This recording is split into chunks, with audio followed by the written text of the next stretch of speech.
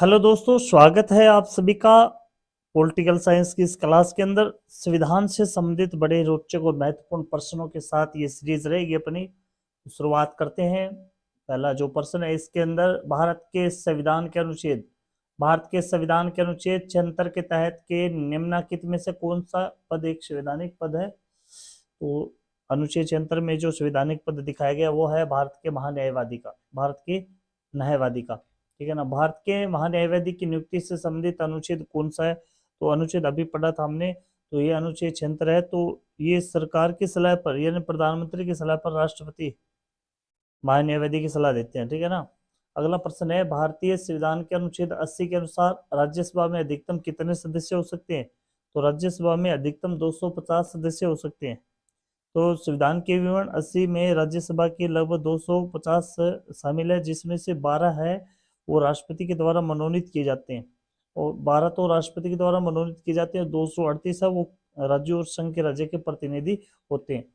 भारत के संविधान का कौन सा अनुच्छेद संसद के सत्रों से संबंधित है? संसद के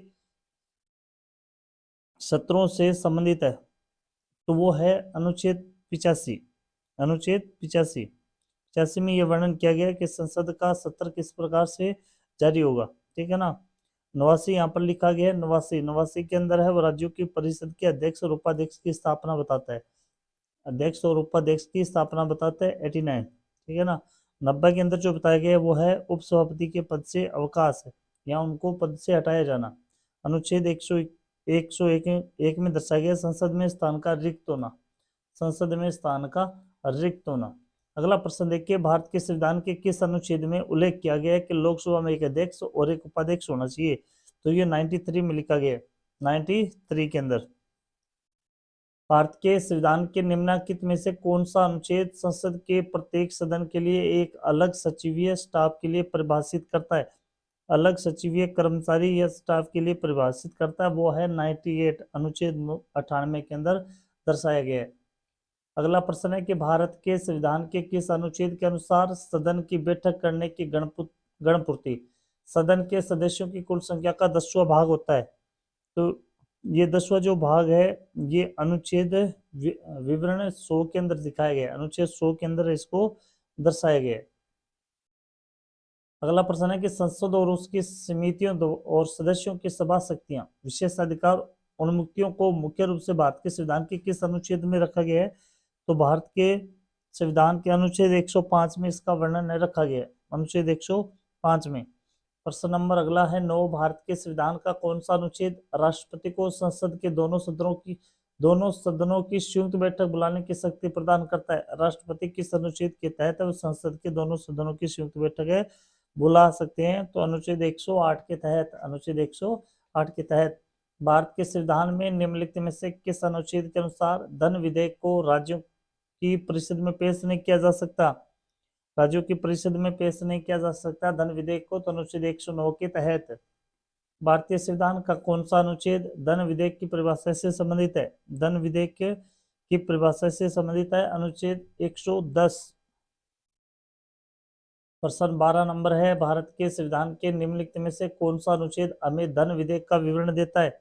धन विधेयक का विवरण अनुच्छेद 110 देता है। भारत के संविधान का कौन सा अनुच्छेद यह उल्लेख करता है कि संसद में कामकाज हिंदी या अंग्रेजी में किया जाएगा? हिंदी या अंग्रेजी में किया जाएगा। तो ये अनुच्छेद 120 बताता है। अनुच्छेद 120 यहाँ देखिए, यहाँ पर दिया गया है अनुच्छेद 21, ये न्यायालय संसद में चर्चा पर प्रतिबंध होता है 121 के अंदर। ठीक है ना। और 122 के अंदर है न्यायालय संसद की कार्रवाई की जांच नहीं होगी, ये विवरण दिया गया 122 के अंदर। अगला प्रश्न है, भारत के संविधान के किस अनुच्छेद के अनुसार राष्ट्रपति को संसद के अवकाश के समय अध्यादेश जारी करने का अधिकार होता है? तो अनुच्छेद 123 के तहत। ठीक है ना। 123 के तहत। यहाँ 213 नंबर दिखाया गया, ये राज्यपाल का अध्यादेश होता है, राज्यपाल का अध्यादेश। सर्वोच्च न्यायालय के न्यायाधीशों की नियुक्ति राष्ट्रपति के द्वारा भारतीय संविधान के किस अनुच्छेद के तहत की जाती है? तो सर्वोच्च न्यायालय के अनुच्छेद 124(2) के तहत, 124(2) के तहत की जाती है। भारत के संविधान का कौन सा अनुच्छेद विशेष न्यायाधीशों की नियुक्ति से संबंधित है? विशेष न्यायाधीशों की नियुक्ति से संबंधित है अनुच्छेद 127। भारतीय संविधान के किस अनुच्छेद में कहा गया है कि सर्वोच्च न्यायालय का अभिलेख न्यायालय होगा? सर्वोच्च न्यायालय का अभिलेख न्यायालय होना तो 129 में दर्शाया गया है। अगला प्रश्न है कि भारत के संविधान का कौन सा अनुच्छेद यह घोषणा करता है कि उच्चतम न्यायालय का स्थान दिल्ली में है? उच्चतम यानी सुप्रीम कोर्ट का स्थान है वो दिल्ली के अंदर है, वो अनुच्छेद 130 में दिखाया गया है। ठीक है ना, 130 के अंदर। निम्न में से कौन सा अनुच्छेद सर्वोच्च न्यायालय की सहायक शक्तियों से संबंधित है? सहायक शक्तियों से संबंधित है, ये एनोटेशन है 140, अनुच्छेद 140। प्रश्न नंबर 20 है कि भारतीय संविधान का कौन सा अनुच्छेद कहता है कि सर्वोच्च न्यायालय द्वारा घोषित कोई भी कानून भारत की सीमा में आने वाले सभी न्यायालयों के लिए बाध्य होगा? तो ये अनुच्छेद 141 में दर्शाया गया, अनुच्छेद 141 के अंदर दर्शाया गया।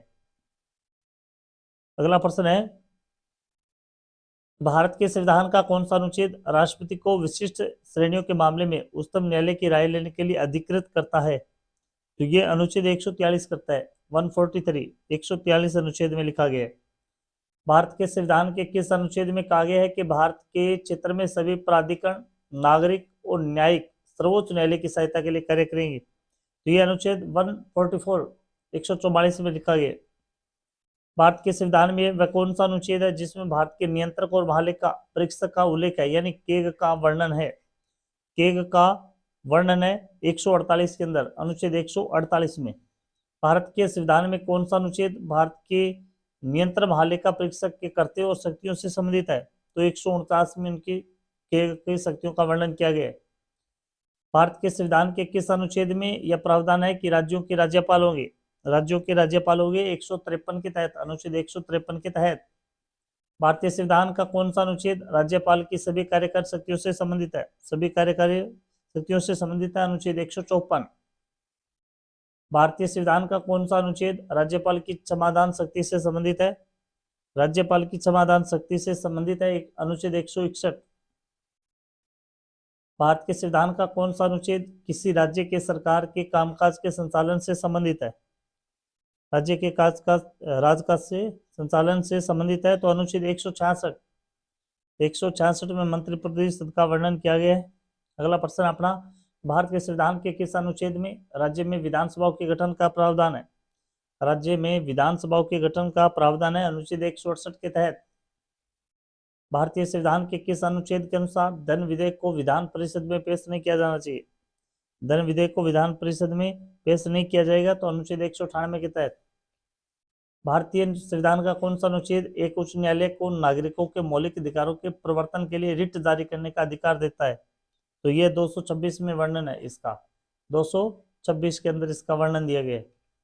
भारत के संविधान का कौन सा अनुच्छेद अनुसूचित क्षेत्रों के प्रशासन और नियंत्रण से संबंधित प्रावधानों से है? तो ये प्रावधान 244 1 के अंदर इसका वर्णन किया गया है। भारत के संविधान के निम्नलिखित में से किस अनुच्छेद को कहा गया है कि संसद के पास संघ सूची में उल्लेखित किसी भी मामले के संबंध में कानून बनाने की विशेष शक्तियां होती है? कानून बनाने की विशेष शक्तियां होती है, तो यह अनुच्छेद 240 में लिखा गया। भारतीय संविधान का अनुच्छेद 263 किसकी स्थापना से संबंधित है? 263 के अनुसार अंतर्राज्यीय परिषद की स्थापना की जाती है। भारत के संविधान के निम्नलिखित में से कौन सा अनुच्छेद कहता है कि कानून के अधिकार के अलावा कोई कर नहीं लगाया जाएगा या एकत्रित नहीं किया जाएगा? तो ये वर्णन किया गया है अनुच्छेद 265 के अंदर। भारत के संविधान के निम्नलिखित में से कौन सा अनुच्छेद जीएसटी परिषद के निर्माण का प्रावधान करता है? जीएसटी का प्रावधान करता है 279 ए, 279 ए। भारतीय संविधान के निम्नलिखित में से कौन सा अनुच्छेद वित्त आयोग की नियुक्ति की शक्ति प्रदान करता है? वित्त आयोग की शक्ति कौन प्रदान करता है? अनुच्छेद 280 के तहत शक्ति प्रदान करता है, 280 के तहत। अगला प्रश्न है, भारत के संविधान के निम्नलिखित में से किस अनुच्छेद में संपत्ति के अधिकार का उल्लेख मिलता है? तो संपत्ति का उल्लेख मिलता है 301 के अंदर।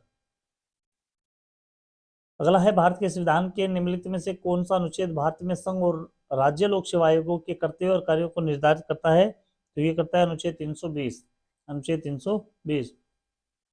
भारत का चुनाव आयोग यानी ईसीआई देश में स्वतंत्र और निष्पक्ष चुनाव का प्रहरी है। भारत के संविधान का कौन सा अनुच्छेद इसकी स्थापना का प्रावधान करता है? तो 324 के अंदर इसकी स्थापना का प्रावधान है वो लिखा गया है।